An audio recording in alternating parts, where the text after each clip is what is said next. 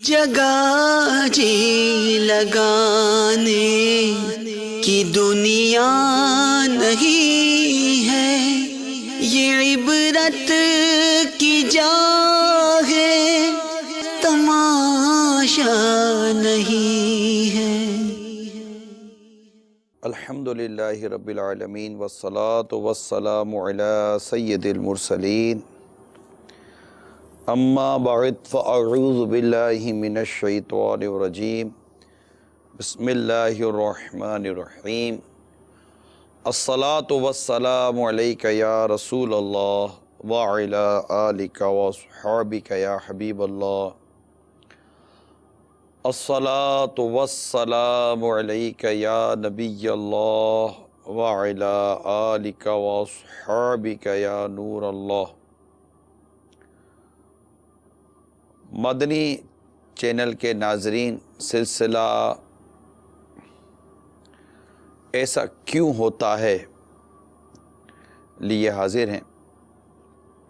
سب سے پہلے نبی رحمت شفیع امت صلی اللہ تعالی علیہ وآلہ وسلم پر درود و سلام پڑھنے کی فضیلت سماعت کیجیے۔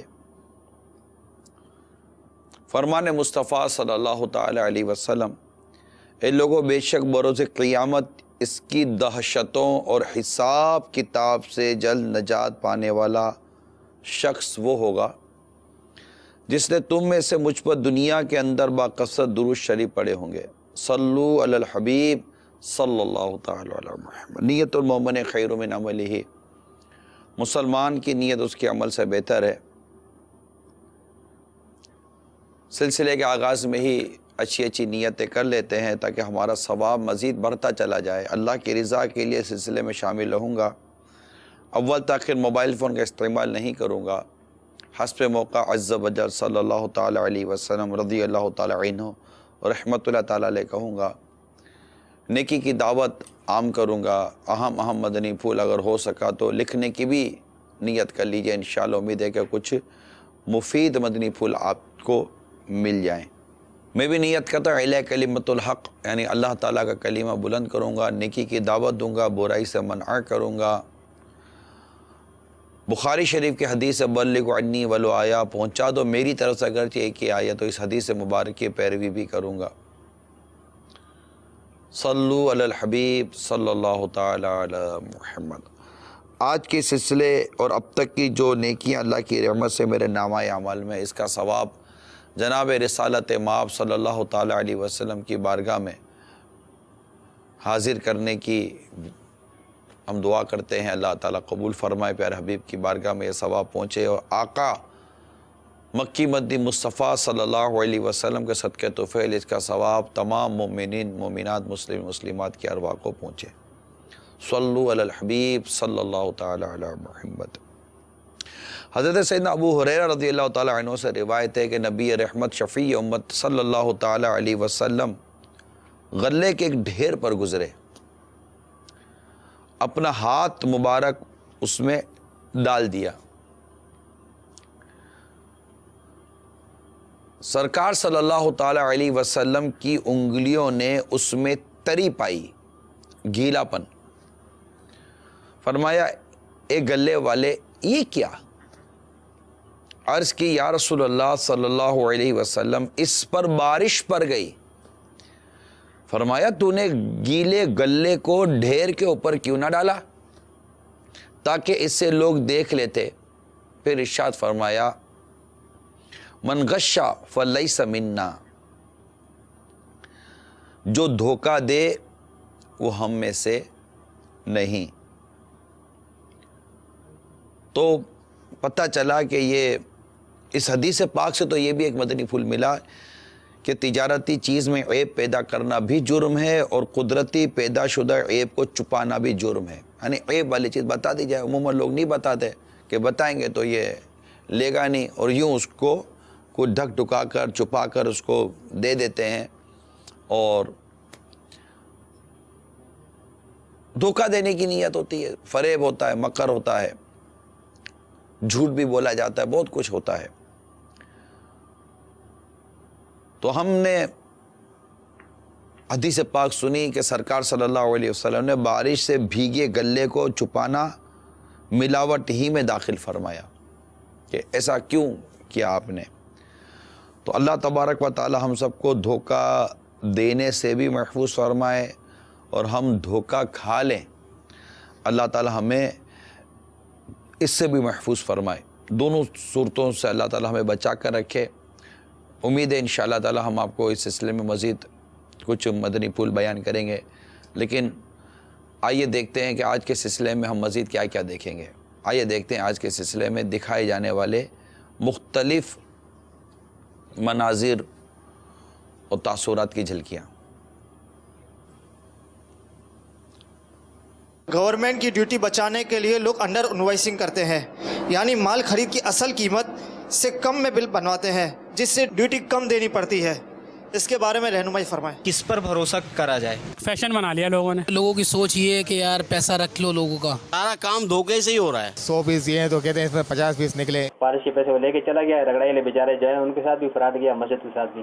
سچائی ہوتی تو یہ ہمارے ملک کا حال ہوتا. کیا غیر مسلم کو دھوکہ دے کر کمائی کی جا سکتی ہے؟ شادی ہوئی تو دھوکے سے ہوئی، بھائی دکھا دی کوئی اور دے دی کوئی. بہت سے لوگ ایسے سنت رسول رکھتے ہیں اور ایک ٹائم کا نماز بھی نہیں پڑھتے. ہم یہ کیوں سوچتے ہیں یہ صحیح ہو جائے سامنے والا. اپنے بول کے پاکستانی دے دیتے ہیں. لائسنس بنانے کے لیے دیا ہوا ہے، دفتر میں بھول گئے، اس طریقے سے کرتے ہیں. ایک بندہ جانور لینے گیا، اس کو کھیرا جانور دے دیا. ہم تو چلا رہے گاڑی، وہ پیچھے سے ادھر کے بھاگ گیا تھا، اس کے اب اتنے پیسنجر کو چھوڑ کے اس کے پیچھے تو نہیں بھاگا. اس شخص نے کروڑوں روپے انویسٹ کیے. اب وہ شخص جس نے بزنس میں پیسے لیے تھے کروڑوں روپے لے کر ملک سے باہر چلا گیا. جو 2 کے 4 میں لگے رہتے ہیں نا، ہمیشہ دھوکہ ان کے ساتھ ہوتا ہے. میرے کو وہاں دھمکی دے رہے ہیں کہ تم وہاں پہ آؤ گے تو ماریں گے. میرا بھائی جو میرے پیسے نہیں ہیں میرے پیسوں دے دو آپ. دھوکے والے زیادہ ہیں، ایماندار کم ہیں. کوئی بندہ بولتا ہے کوپر کا اور سلور کا نکلتا ہے. وہ اندر گئی، بولے ہم واپسی آ رہے ہیں، واپسی چلتے ہیں. ہم لوگ آدھا گھنٹہ کھڑے رہے، اس کے بعد چوکیدار نے بولا بھائی یہ روز کا معاملہ ہے. سچ بولیں، سانچ میں آنچ نہیں ہے، اور سچ بولنے والا کبھی دکھی نہیں ہوتا. یہ ہمیشہ یاد رکھے کہ سچ میں برکت ہے، جھوٹ میں نحوست ہے. پمپ سے پیٹرول بھروایا، ہم لے کے پہنچا تو انہوں نے بولا کہ یہ تو کم ہے. پیٹرول 100 کا ڈلوایا، 50 کا ڈال دیا اور میٹر 0 کر دیا اس نے. پورا نیٹ ورک ہے جو لوگ کرتے ہیں اسی ذہن سے کہ ہمیں چیٹنگ کرنی ہے. تقریباً 80,000 تک کا مالیت تھی اس کی، کو توڑا تو وہ پیتل کی نکلے جس میں سے 6,000 کا سونا نکلا. 5,000 کے نوٹ آئے، 1,000 کے نوٹ آئے، 2-3 دفعہ آئے. بل بنایا 500 روپے کا، وہاں بول رہا نہیں 100 میں بناؤ. کیسے بنائیں گے 100 میں؟ مصری انڈے کو دیسی انڈا بول کے بیچتے ہیں بازاروں میں. میرا چوتی ہے لال رنگ کی، لیکن وہ پھیکی ہوتی ہے، وہ ملائی جاتی ہے. کلر ملایا جاتا ہے اور وزن بڑھانے کے لیے بعض لوگ ایسا کرتے ہیں کہ نمک بھی ڈال دیتے ہیں. گوشت لے کے آتے ہیں، تھوڑی دیر کے بعد شوپر میں پانی جمع ہونا شروع ہو جاتا ہے. ہر چیز میں ملاوٹ ہے نا. کون سی چیز ایسی ہے جس میں ملاوٹ نہیں ہے؟ تو اب یہ دھوکہ دینے کے لیے یہ کام کیا، یہ سب گناہ ہے. اگر بول کر بیچا کہ اس میں ہم نے یہ بھی ڈالا، یہ بھی ڈالا، یہ بھی ڈالا، پھر ٹھیک ہے، اگر لے جائے تو جائز. صلو علی الحبیب صلی اللہ تعالی علی محمد. دھوکہ دھوکہ دھوکہ دھوکہ کہہ سکتے ہیں کہ جہاں جائیں اگر دھوکہ نہیں بھی ہے نا، دھوکے سے ڈر لگتا ہے کہ یار یہ کچھ کیا کر نہ دے. ڈر لگتا رہتا ہے دھوکے سے. بڑھ اتنا گیا ہے دھوکہ، اور ایسا کیوں ہوتا ہے؟ تو اب یہ تو ایک کیا اس میں عرض کروں کہ دنیا کی محبت ہر برائی کی جڑ ہے. دنیا کی محبت، مال کی محبت، علم کی کمی، یہ بہت سارے فیکٹر ہیں جو دھوکہ دینے پر ہمیں ابھارتے ہیں. یعنی ایسے دھوکہ دینے والے کہ مارکیٹ تو مارکیٹ، بازار تو بازار، سپر اسٹور دیکھیے یا جو بھی دیگر معاملات کاروبار وغیرہ کے، یہ سب اپنی جگہ پر ہیں. ان دھوکہ دینے والوں نے مطلب مسجد کے اندر آ کر بھی دھوکے دیے. مسجد کی کمیٹی کو چونا لگایا. ایسے دھوکے دیتے ہیں اور ایسا عجیب انداز اختیار کرتے ہیں. ہمیں ایک دھوکے کی ویڈیو ملی، یعنی بتایا مسجد والے نے کہ دھوکہ کیسے ان کو دیا گیا. آئیے آپ کو دکھاتا ہوں.